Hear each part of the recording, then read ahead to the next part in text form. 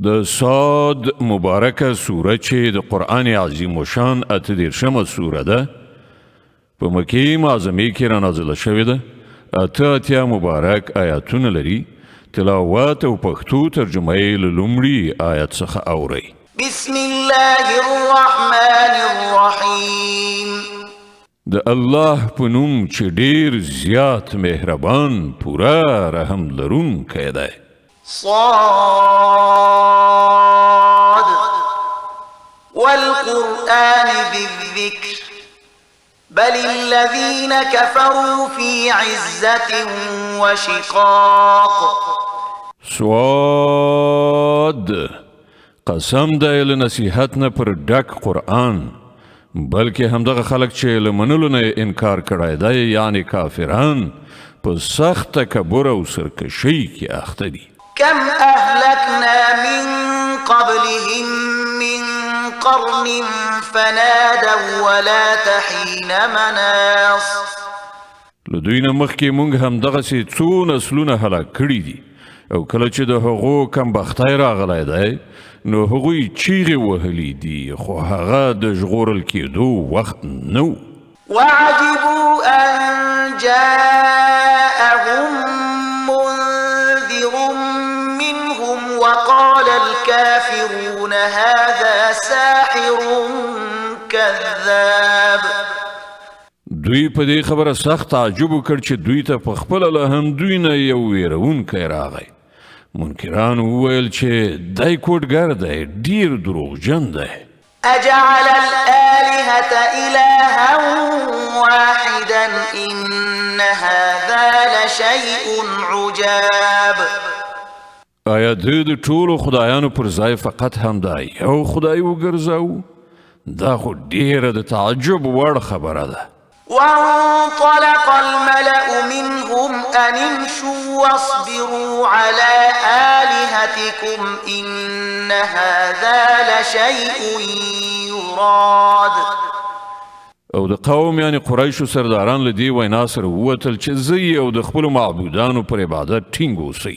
دا خبره خو د کوم بل غرض لپاره کیږي. ما سمعنا بهذا في الملة الآخرة إن هذا إلا اختلاق. دا خبره موږ د نږدې زمانې په ملت کې له هیڅ چا نه ده اورېدلې. دا نور هیڅ نه ده مګر یوه له ځانه جوړه شوې خبره. أأنزل عليه الذكر من بيننا بل هم في شك من ذكري بل لما يذوقوا عذاب. زمونږ په منځ کې همدغه ایکي یو سړی پاتې شوی و چې پر دوی باندې د الله وحی نازله کړی شوه. اصلي خبره دا ده چې دوی زما په وحی کې شک کوي او دا ټولې خبرې د دې لپاره کوي چې دوی زما د عذاب خوند نه دی څکلی. أم عندهم خزائن رحمة ربك العزيز الوهاب. آیا ستا د بخشش والا او برلاسي پروردگار د رحمت خزانې د دوی په اختیار کې دي؟ أم لهم ملك السماوات والأرض وما بينهما فليرتقوا في الأسباب. آیا دوی د اسمانونو او ځمکې او د هغو په منځ کې شیانو څښتنان دي؟ ښه نو دوی دې د عالم اسباب څوکو ته وخیژي ودې ګوري. جند ما هنالك مهزوم من الأحزاب كذبت قبلهم قوم نوح وعاد وفرعون ذو الأوتاد وثمود وقوم لوط وأصحاب الأيكة أولئك الأحزاب. دا خو له ډلو نه یوه داسې کوچنۍ غوندې ډله ده چې په همدې ځای کې ماتې خوړونکې ده. له دوی نه مخکې د نوح قوم، عادیانو، د میخونو او لوړو عمارتونو څښتن فرعون، سمودیانو، د لوط قوم او د ایکه خلکو پیغمبرانو ته د دروغو نسبتونه کړي دي. إن كل إلا كذب الرسل فحق عقاب. له هغو نه هر یوې پیغمبران دروغجن وګڼل او زما د عذاب فیصله پرې تطبیق شوه.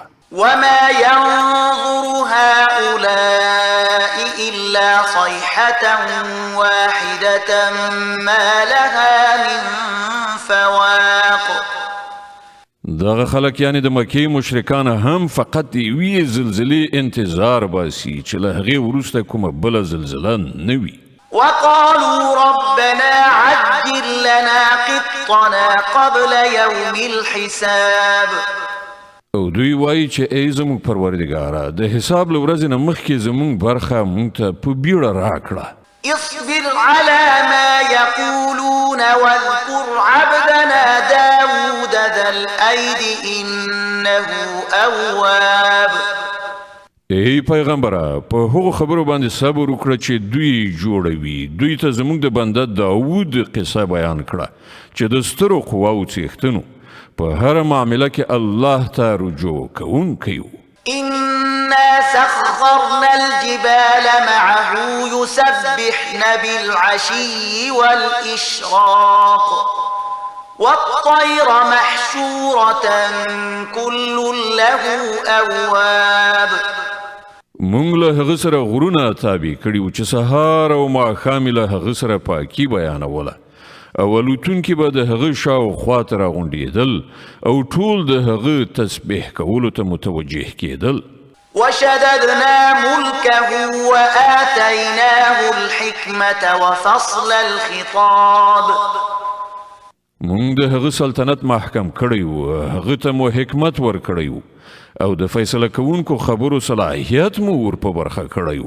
وهل أتاك نبأ الخصم إذ تسوروا المحراب إذ دخلوا على داود ففزع منهم قالوا لا تخف خصمان بغى بعضنا على بعض فاحكم بيننا بالحق ولا تشطط واهدنا إلى سواء الصراط.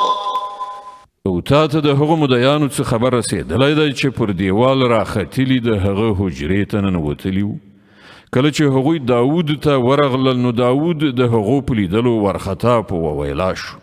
هغوی وویل مه ویرېږه، موږ د دعوا دوه لوري یو چې یوې پر بلې تیری کړی دی. ته زموږ په منځ کې له حق سره سمه فیصله وکړه، بې انصافي مه کوه او موږ ته سمه لاره راوښیه. إن هذا أخي له 99 نعجة ولي نعجة واحدة فقال أكفلنيها وعزني في الخطاب. دا زما ورور دی، له ده سره 9 میږي دي او له ما سره صرف یوه میږه ده. ده ماته وویل چې دغه یوه میږه هم ماته راوسپاره او ده په خبرو اترو کې مغلوب کړم. د صاد مبارکه سوره چې د قرآن عظیم الشان 38مه سوره ده په مکې معظمې کې را نازله شوې ده. 88 مبارک آیاتونه لري. تلاوت او پښتو ترجمه یې له 40 آیت څخه اورئ. د دې آیت په اورېدلو سره یوه د تلاوت سجده واجبه کیږي. قال لقد ظلمك بسؤال نعجتك إلى نعاجه وإن كثيرا من الخلطاء ليبغي بعضهم على بعض إلا الذين آمنوا وعملوا الصالحات وقليل ما هم. وظن داود أنما فتناه فاستغفر ربه وخر راكعا وأناب. داود جواب ورکړ دغه سړي له خپلو میږو سره ستا د میږې د یو ځای کولو په غوښتنه په رښتیا سره په تا ظلم وکړ. واقعیت دا دی چې زیاتره شریکان دي ځینې یو پر بل ظلمونه کوي. فقط همغه کسان له دې نه ژغورل شوي دي چې ایمان لري او ښه عملونه کوي او دغسې خلک بیخي لږ دي. د دغه خبرو په ترڅ کې داود پوه شو چې دا خو موږ په اصل کې پر ده ازمایښت کړی دی.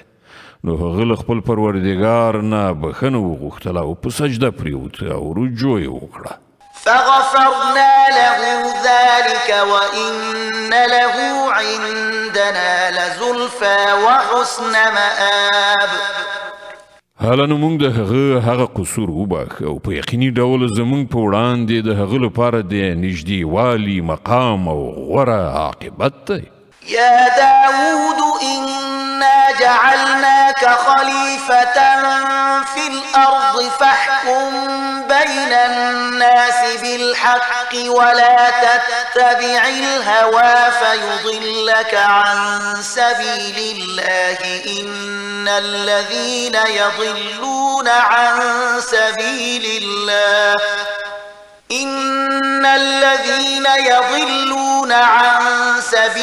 الله لهم عذاب شديد بما نسوا يوم الحساب. مونږ هغه ته وویل ای داوده مونږ ته په ځمکه کې خلیفه ګرځولی له دې کبله ته د خلکو په منځ کې په حقه حکومت وکړه او د نفسي غوښتنې پیروي مه کوه چې هغه به تا د الله له لارې نه واړوي. کوم کسان چې د الله له لارې نه بېلارې کیږي په یقیني ډول د هغو لپاره سخته سزا ده چې هغو د حساب ورځ هېره کړه. وما خلقنا السماء والأرض وما بينهما باطلا ذلك ظن الذين كفروا فويل للذين كفروا من النار. مونږ دغه اسمان او ځمکه او دغه دنیا چې د هغو په منځ کې ده چټي نه ده پیدا کړې. دا خو د هغو خلکو ګمان دی چې کافر شوي دي او د دغسې کافرانو لپاره بربادي ده د دوزخ له اور څخه. أم نجعل الذين آمنوا وعملوا الصالحات كالمفسدين في الأرض أم نجعل المتقين كالفجار. آیا مونږ هغه خلک چې ایمان راوړي او نیک عملونه کوي او هغه کسان چې په ځمکه کې فساد کوونکي دي یو شانته کړو؟ آیا مونږ پرهیزګاران د بدکارانو په شان وګرځو؟ كتاب أنزلناه إليك مبارك ليدبروا آياته وليتذكر أولو الألباب. دا یو ډیر برکتناک کتاب دی چې مونږ تا ته ای پیغمبره نازل کړی تر څو چې دوی د ده پر آیاتونو غور وکړي او د پوهې او فکر خاوندان ترېنه درس واخلي. ووهبنا لداود سليمان نعم العبد إنه أواب. او داود ته مونږ سلیمان غوندې زوی ورکړل ډیر ښه بنده د خپل پروردګار خواته ډیر رجوع کوونکی. صدق الله العظيم. الله ستر رښتیا ویونکی دی.